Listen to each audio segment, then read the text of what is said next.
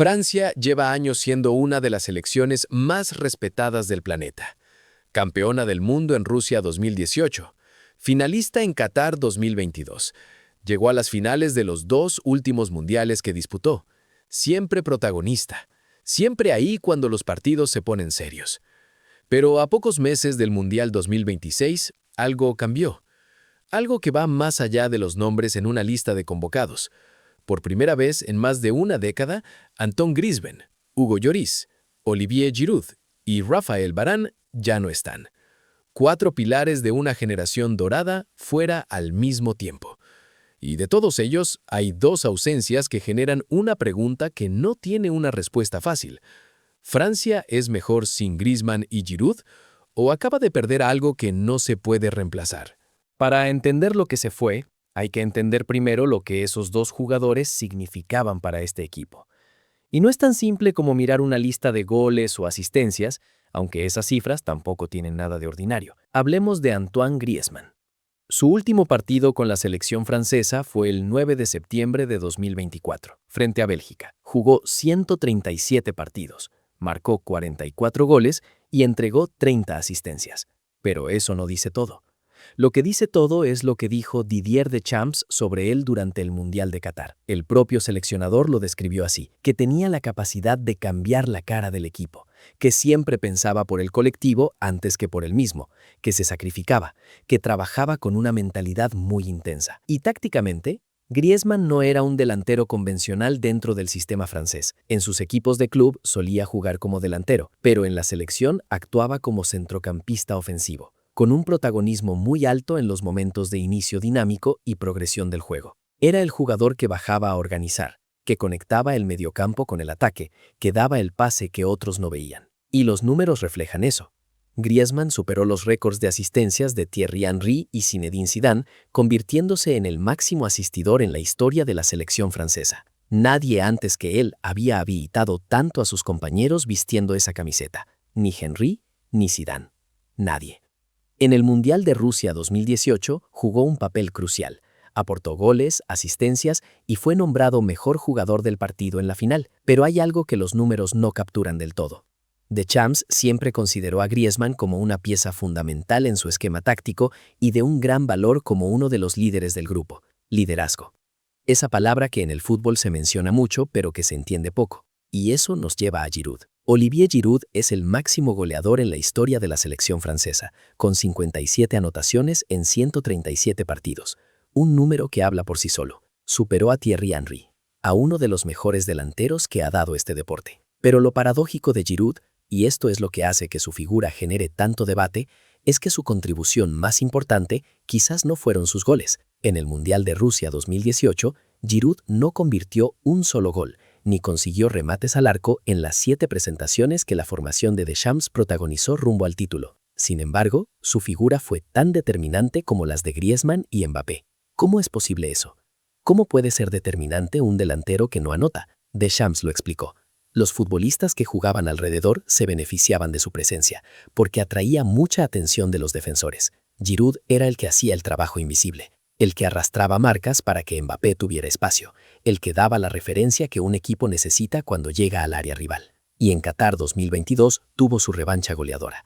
Anotó 4 tantos en la campaña francesa que concluyó con la caída por penales ante Argentina en la final, certamen en el que recibió el botín de bronce. Estos 2 jugadores no eran solo nombres en una convocatoria, eran estructura, eran equilibrio, eran la experiencia que un equipo necesita cuando los partidos se ponen difíciles de verdad. La salida de ambos no fue abrupta ni traumática, fue en cierta manera natural. El paso del tiempo en el fútbol es implacable, y ellos mismos lo reconocieron. Griezmann anunció su retiro de la selección a través de sus redes sociales el 30 de septiembre de 2024, tras 10 años representando a Francia. Es hora de pasar página y dejar paso a la nueva generación, fueron sus palabras. Giroud, por su parte, anticipó su adiós antes de la Eurocopa 2024. Creo que con los Blues las cosas se acabarán tras la Eurocopa. Hay que dejar paso a los jóvenes, aseguró. Ambos se fueron por la puerta grande, con títulos, con récords, con el respeto de todos. ¿Nadie los echó? Ellos mismos entendieron que era el momento. Pero que una salida sea natural no significa que no deje un vacío, y ese vacío es exactamente lo que esta Francia de 2026 tiene que resolver. La salida de Griezmann significó también un cambio de era en el combinado de Deschamps, tras las retiradas internacionales de Lloris, Giroud y Varane, más la dura sanción por dopaje que pesa sobre Paul Pogba. Todos ellos, junto a Mbappé, fueron la columna vertebral de la victoria mundial en 2018. Piénsenlo, toda una generación fuera al mismo tiempo. Eso no le pasa a cualquier selección. Y cuando eso ocurre, la pregunta no es si el equipo va a sobrevivir, la pregunta es si va a seguir siendo lo que era.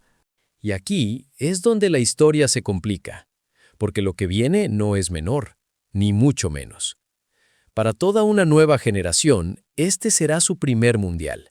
Malo Gusto, Manu Koné, Michael Olise, Desiré Doué y Bradley Barcola se afirmaron como nombres importantes de la selección en los últimos 2 años. Olise ha irrumpido con enorme fuerza en el fútbol europeo. Su llegada al Bayern lo catapultó al máximo nivel y su talento para el desequilibrio lo convierte en una pieza imprescindible. Francia ve en él un extremo moderno, técnico, veloz, vertical y con capacidad de marcar diferencias. Barcola ha crecido de manera exponencial en el PSG, donde se ha consolidado como un extremo rápido, dinámico y desequilibrante, con capacidad para romper líneas y madurez táctica.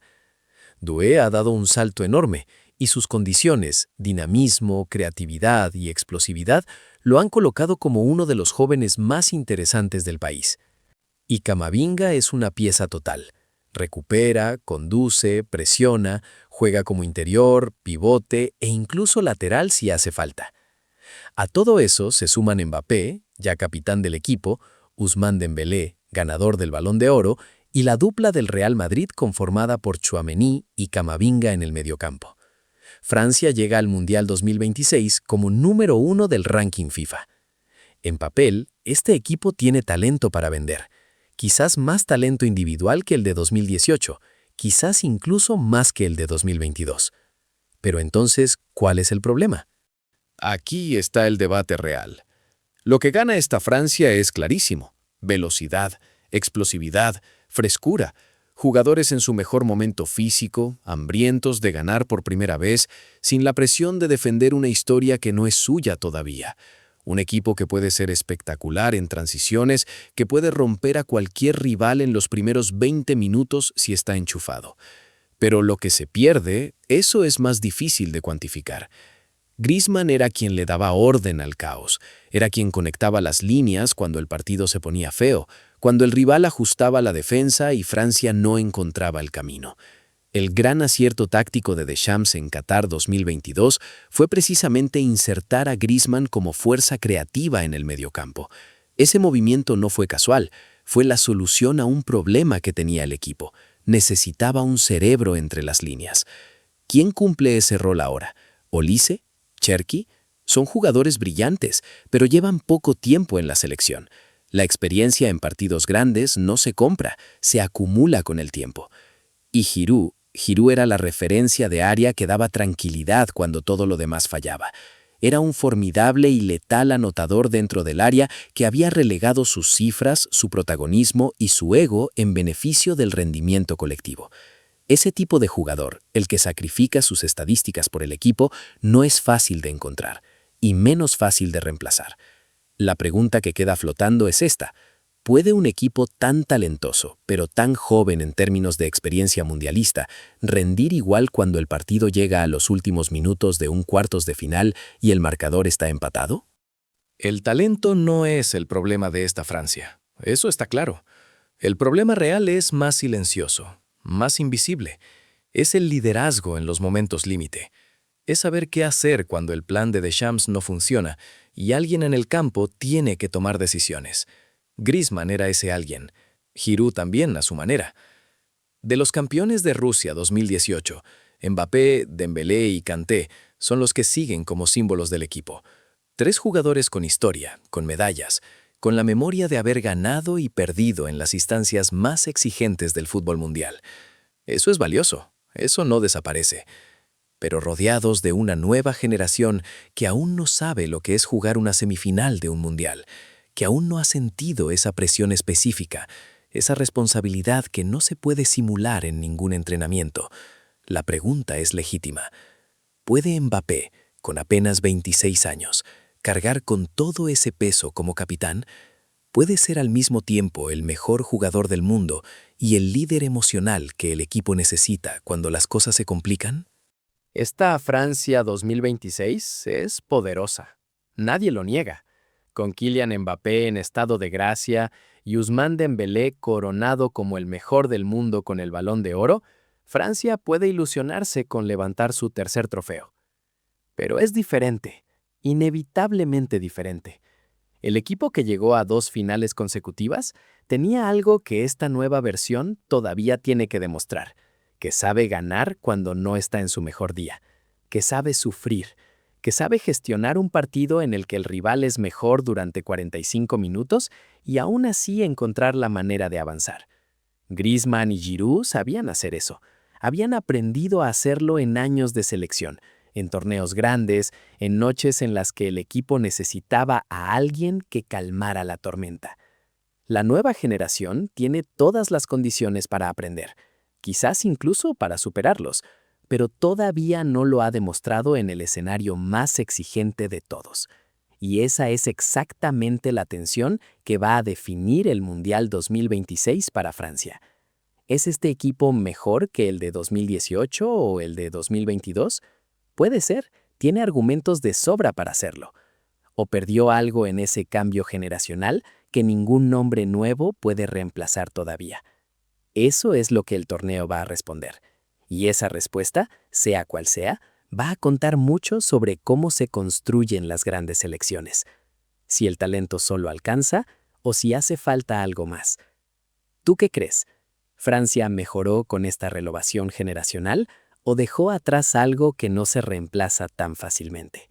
Déjalo en los comentarios, porque este es exactamente el tipo de debate que el fútbol merece.